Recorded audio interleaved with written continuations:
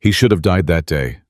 At 22,000 feet with a dead engine, no fuel, and two American fighters closing in for the kill, Franz Stigler was already a ghost, a man falling through the sky waiting for the moment. Metal and fire would erase him from the world. He had seconds left, seconds to feel the terror, the shame, the loneliness of a soldier abandoned by fate. Seconds before the enemy decided whether he would burn or breathe. But what happened next wasn't war. It was impossible. It was a choice that should never have existed in 1945, a moment when death reached for a man, and mercy pulled him back. If you're watching this right now, hit like, subscribe to WW2 Secrets, and tell me in the comments, where did you first hear this story? Because what you're about to witness isn't just history. It's a miracle carved out of madness.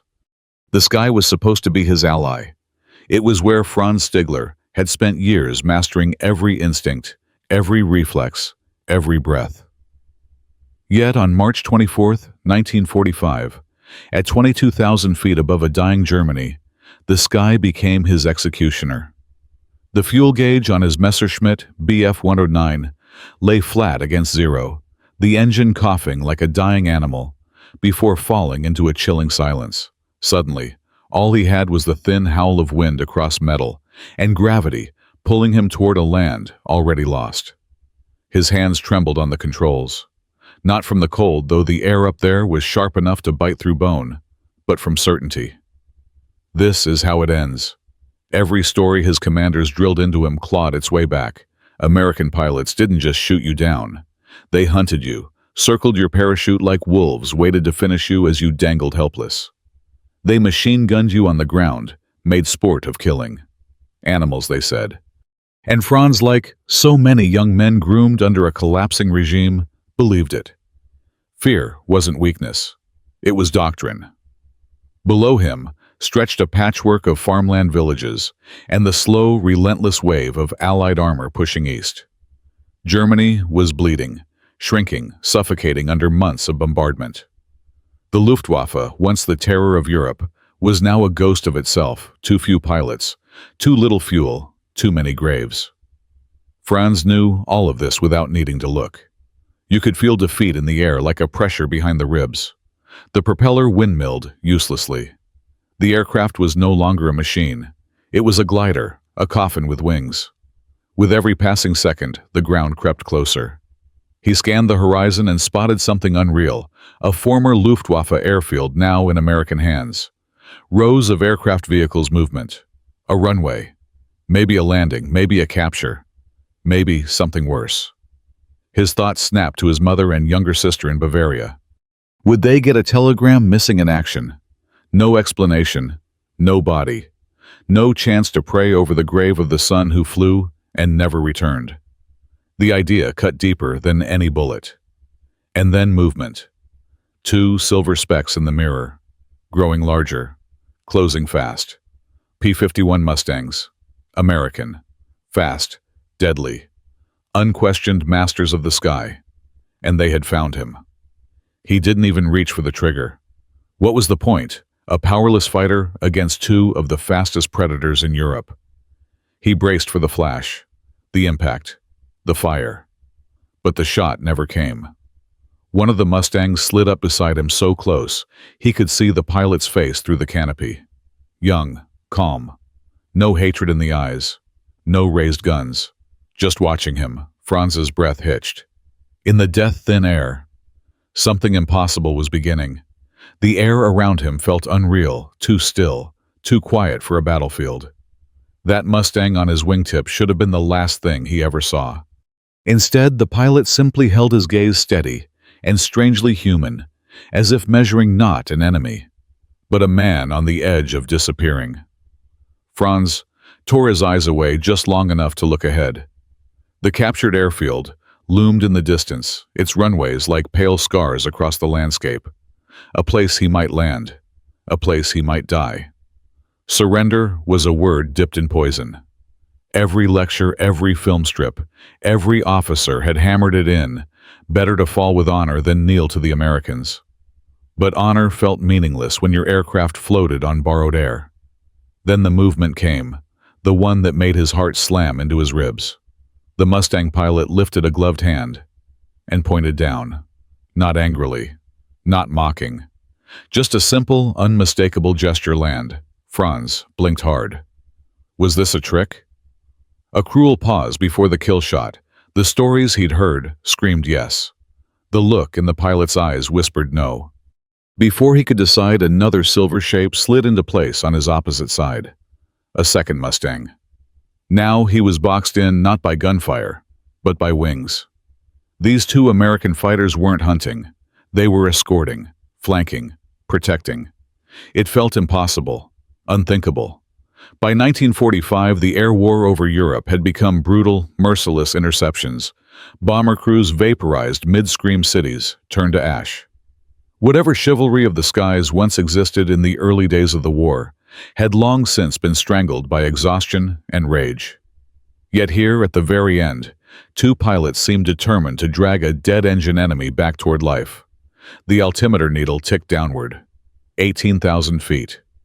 His aircraft dropped with a long, slow sigh. Nothing left to keep her airborne, but the stubbornness of metal and memory.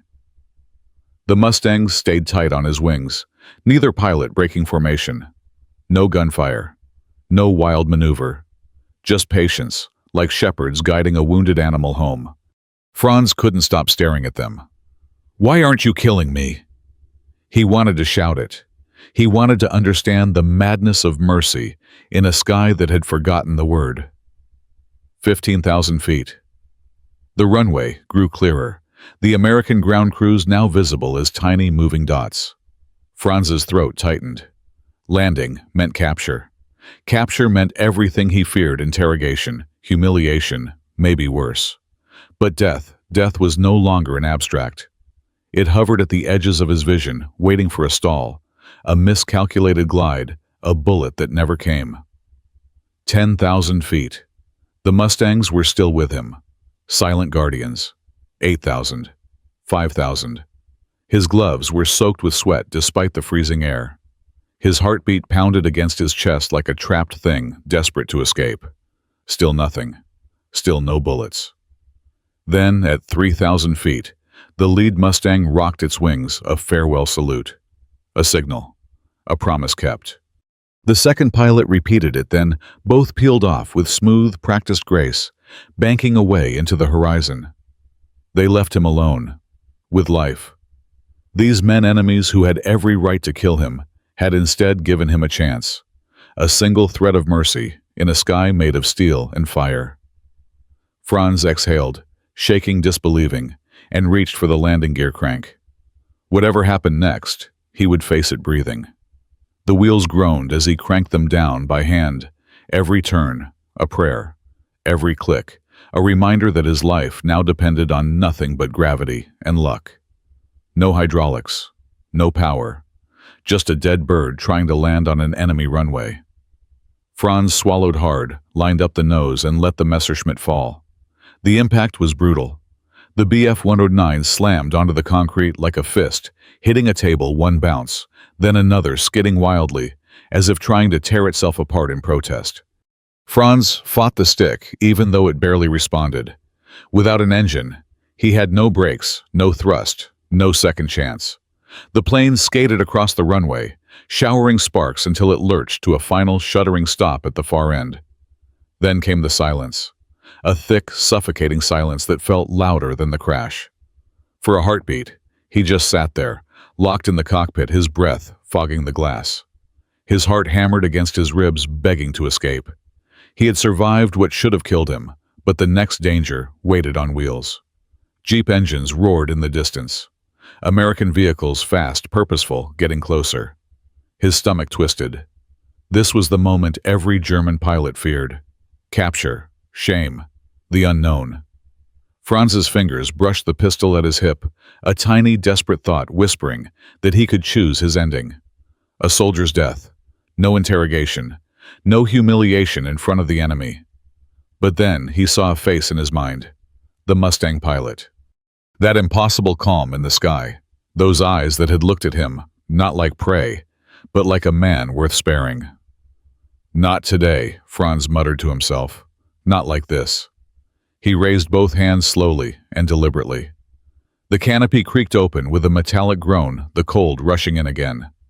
The first American to reach him was a sergeant's sidearm in hand, but not aimed. His voice was sharp, but not cruel. Out!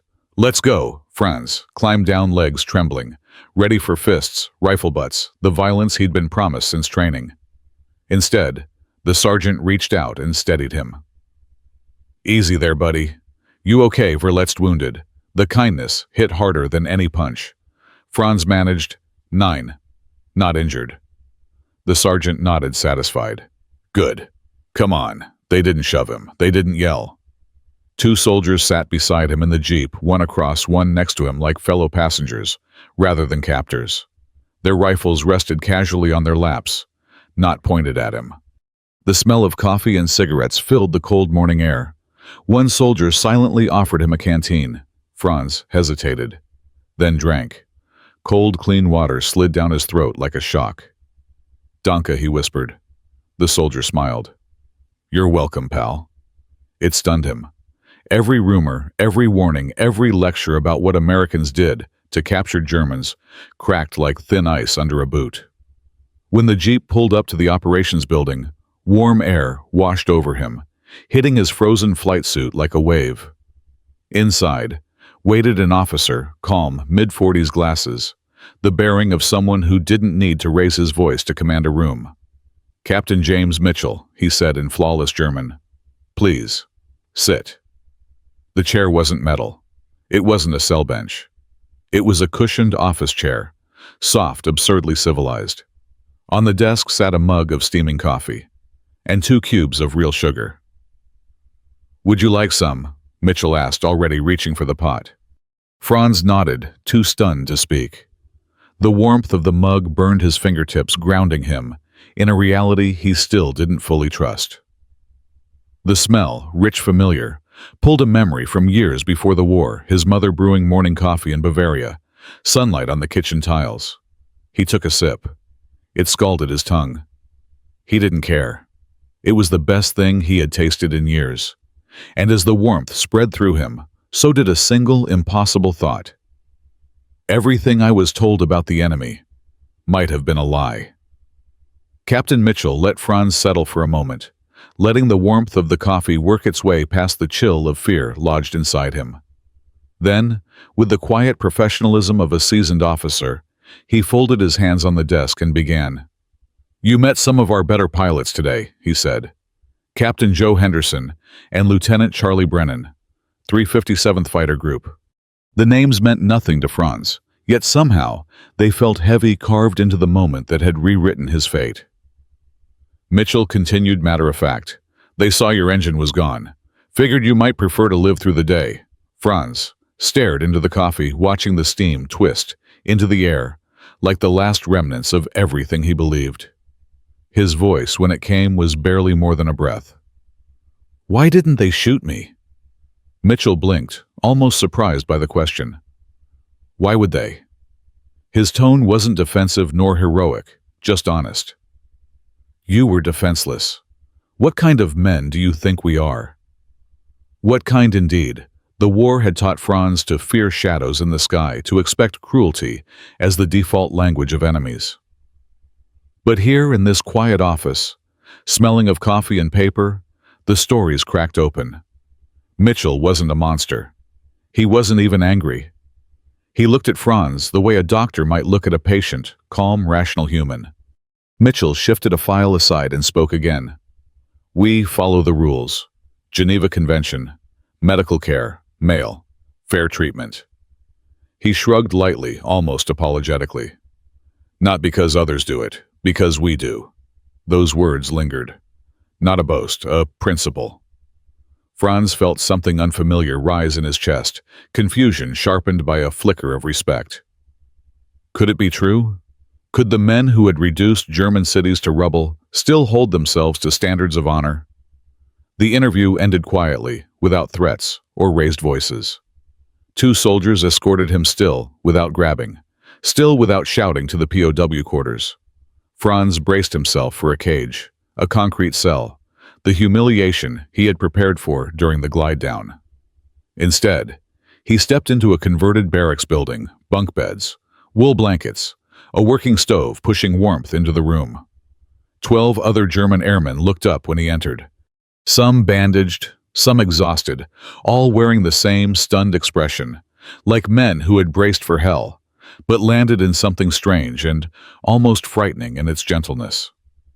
A medic arrived moments later. American, calm, efficient. He inspected Franz's hands and murmured to the interpreter frostbite. "We'll treat it." "I'm fine," Franz insisted, automatically reflex from years of scarcity, from a military where admitting weakness invited punishment. The medic ignored him. Bandages, cream, a wool blanket draped around his shoulders with a gentleness that made Franz swallow hard. Then came the K-ration canned meat crackers, chocolate cigarettes.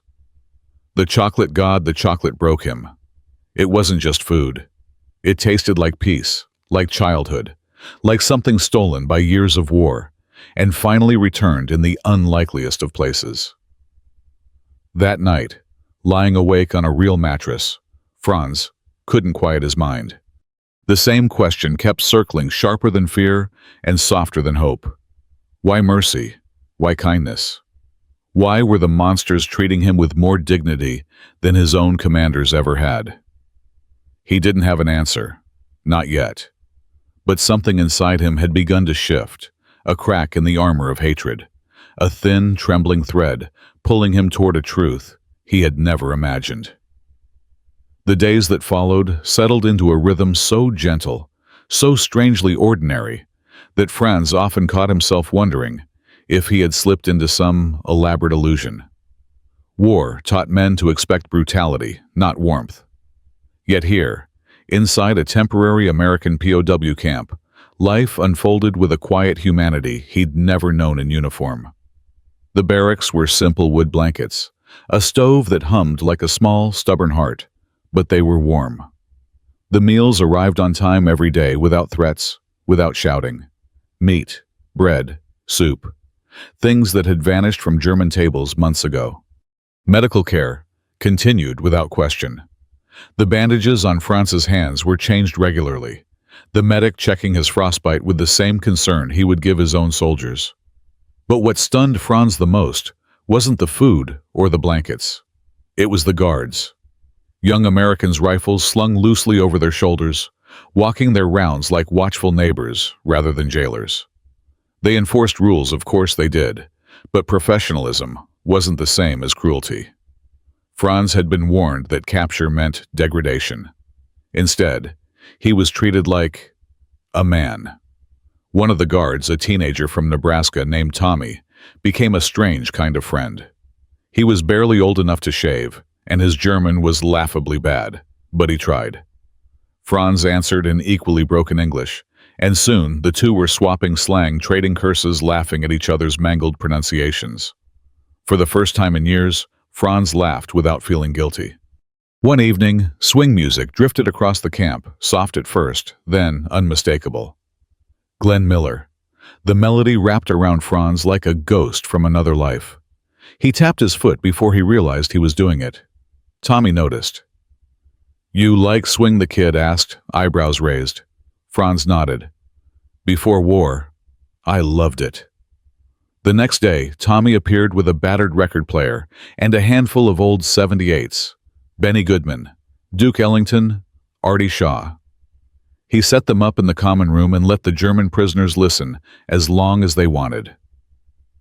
That night, former enemies sat side by side, bobbing their heads to the same rhythm. Brass and woodwinds filled the barracks, weaving through the cracks in the walls, like sunlight sneaking through storm clouds. For a few hours, there was no war, just music. Just men remembering they were something more than uniforms. And the kindness didn't stop there. One of the German pilots, Werner, a quiet man who had taken a bullet to the leg during capture, was treated with meticulous care. Surgery, fresh bandages, antibiotics. Franz watched American medics work on him with the steady precision of craftsmen fixing something valuable. In a Luftwaffe field hospital, with supplies gone, and doctors overwhelmed, Werner might have lost the leg. Here he healed. Every day chipped away another layer of propaganda. Every smile, every warm meal, every record that crackled with American swing struck at the iron cage built around Franz's world. Then came the Red Cross, with parcels, chocolate, soap, and letters. Franz wrote to his mother in Bavaria, words he never imagined he'd send from an American camp. I am alive. I am safe. The Americans have treated me well. Don't believe everything you've heard. When he sealed the envelope, his hands trembled. Not from cold, from truth. Because slowly, undeniably, Franz Stigler was learning something terrifying. The enemy he'd been told to fear might have been the more human side all along.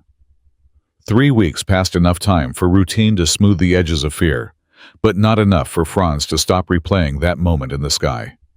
The dead engine, the Mustangs, the silent mercy that made no sense. He wondered who the pilot had been. What kind of man risked his own life to spare an enemy? He never expected an answer to walk through the door. But one chilly afternoon, as the POWs lounged near the stove, the barracks door creaked open. Standing there holding a thermos and a pack of cigarettes was the American pilot himself, Captain Joe Henderson. For a heartbeat, the room froze. Franz stood so quickly, his bunk rattled. The world narrowed to that face he had seen through a canopy at 22,000 feet, the same calm eyes, the same quiet confidence. Henderson stepped forward with a warm smile, as if visiting an old friend, rather than a man he could have killed. "Thought you might be hungry," Henderson said through an interpreter lifting the thermos. The gesture was so disarming, Franz could barely breathe. Then came the part that pierced him deeper than any bullet. "That was some fine flying," Henderson said. "Dead stick landing in a 109 on a runway you'd never touched before. I've seen worse from our own guys." Praise. From an enemy. For a moment, Franz felt 16 again. Just a boy dreaming of the sky, not a soldier drowning in it. They sat across from one another, the thermos of soup, sending up warm spirals between them. Henderson reached into his pocket and pulled out a small, worn photograph. A woman, 2 children, smiling. "My wife Betty," he said softly. "Donna is 5. Joe Jr. just turned 3. Franz swallowed. The ache in his throat surprised him. "I have a mother," he said. "A younger sister." Henderson nodded. "Then they'll be glad you made it." The interpreter needn't have spoken. The meaning was universal. Family was the one language no war could drown out. For a moment, the barracks seemed to fade. No guards, no fences. Just 2 men with too much sky behind them and too many people waiting for them on the ground. Before leaving, Henderson's face grew serious, his voice steady as iron. "I know what they told you about us," he said. "That we're cruel, that we hate. But that's not who we are. You'll be treated by the rules Geneva Convention medical care mail. And when this war ends..." He paused. "And it will end. You'll go home." Franz didn't speak. Couldn't. Not from fear, but from something new. Something raw pulling open a door inside him he didn't know existed. Respect. Understanding. The unsettling realization that the enemy might carry more honor than the officers who had raised him. That night, Franz opened his small diary. With stiff hands still wrapped in bandages, he wrote slowly, carefully. "They treat us not as monsters, not as enemies, but as men. Today, I saw what honor looks like in a uniform not my own." As he closed the diary, the truth settled heavily on his chest. Mercy was not weakness. It was a kind of strength he had never been taught to see. When the war finally wheezed to an end, Franz Stigler stepped back into a world he barely recognized. After weeks in American custody, he was transferred to a larger POW camp, then finally repatriated to Germany in August 1945. The journey home felt like walking through the skeleton of a country bridges, twisted cities, crushed train stations, humming with silence and loss. Bavaria, his childhood home, was scarred beyond recognition. His house, half destroyed, his town reduced to rubble. The Luftwaffe comrades he once laughed with were gone, scattered into graves, captivity, or the ruins of shattered squadrons. His father had fallen on the Eastern Front, buried somewhere in a field, claimed by winter and time. But his mother and sister survived. When Franz walked through the door, gaunt, and changed the tears on their faces, told him something he had not yet realized: he had come home a different man. He didn't return to the sky as a warrior. He returned as someone who had tasted a radical truth at 22,000 feet. By the 1950s, Franz trained as a commercial pilot, flying for Lufthansa, as Germany slowly rebuilt itself from the ashes. Each takeoff felt like reclaiming something the war had nearly stolen: the simple, pure love of flight. Yet no matter how many hours he logged, a part of him stayed suspended in that dead engine glide forever, tied to the American pilot who refused to kill him. Decades passed, but mercy, real mercy, stays sharp. It leaves a mark you can't erase. Franz searched endlessly for the Mustang pilot. He wrote letters to veterans associations, tracked down old unit rosters, sent inquiries across the Atlantic. For years, nothing. Silence, like the vast empty sky between two planes that should have never met. Then, in 1989, 44 years after that brush with death, a letter arrived in Canada, where Franz had immigrated and built a new life as a businessman. The sender, Captain Joe Henderson. Franz read the name twice, his hands shaking. They spoke, arranged a meeting, and soon inside a bustling airport terminal, the two old men saw each other across the crowd. They walked forward slowly at first, then faster, until they met in an embrace that collapsed 44 years of history into a single human moment. "Thank you, Franz," whispered, voice breaking. "You gave me my life." Henderson, ever modest, simply replied, "It was the right thing to do." Their friendship endured. They visited each other's homes, exchanged family photos, and told their story to schools, veterans groups, historians, never to glorify the war, but to illuminate the humanity buried beneath it. They spoke of choices of dignity, of the moral courage that outlives bullets and bombs. Franz's diary from 1945 now sits in an archive in Germany. One entry stands above the rest: strength is not in domination, but in mercy. Honor lives not in flags, but in choices. And history proved him right. Thousands of German POWs returned home with similar stories: fair treatment, medical care, food, music, letters. These small acts, repeated across thousands of lives, planted the seeds for what came after: trust, reconciliation, the Marshall Plan, NATO. A new West built not just on strategy, but on the quiet, stubborn belief that even defeated men deserve dignity. Franz lived to see something extraordinary. His own grandson became a German Air Force pilot, flying NATO missions, side by side with American pilots, the descendants of the very men who spared Franz in the sky. A circle completed, a legacy of mercy carried on wings. Because sometimes the greatest victories in war aren't forged by fire, but by the refusal to let humanity die in it. When I look at Franz Stigler's story, I'm reminded that war doesn't just test nations, it tests the soul of the individual. In a sky built for killing, one man chose restraint. One man chose humanity. And that single act of mercy didn't just save a life. It rippled across generations, reshaping families, nations, and even the alliances we rely on today. It's easy to believe history is written by battles and victories, but sometimes it's written by a moment of compassion no one expected. If stories like this move you the way they move me, then stay with us. Subscribe to WW2 Secrets, leave a comment, and help keep these forgotten moments of courage and conscience alive. Because the past still has so much to teach us.